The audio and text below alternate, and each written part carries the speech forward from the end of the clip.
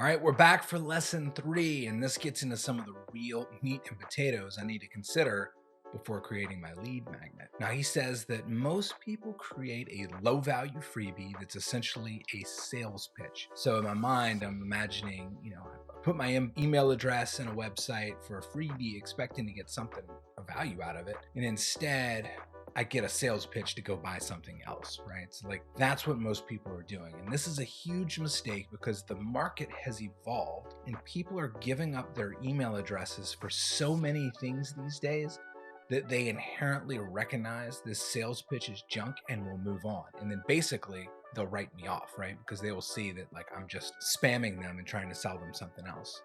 Now, it used to work. So there's a lot of courses out there that kind of put it out there of like just get email addresses and build your list, but it doesn't anymore. So I need to make sure that my freebie is good enough that it would stand alone as a product that someone would be willing to pay for. Now, really hammering this point home, like, don't think of the lead magnet as a bridge to selling your product. You are providing real value first. So that's what I need to focus on is it's not do this so that you can then come buy my product, but I'm providing real value. He actually has us do some homework and he suggests that I write down 5 things that I could teach right now that someone would pay for. So this is what I wrote down. What is my video podcast equipment setup? So that's number 1. Number 2, how to get podcast guests.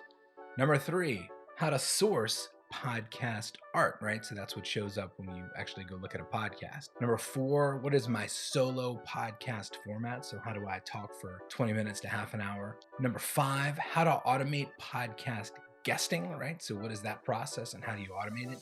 And then I went for a bonus, which is number 6, and that's how to manage podcast storage because video podcasts take up a lot of space. Well, that's pretty much it for the 3rd lesson, and we have some real ideas out there for my lead magnet.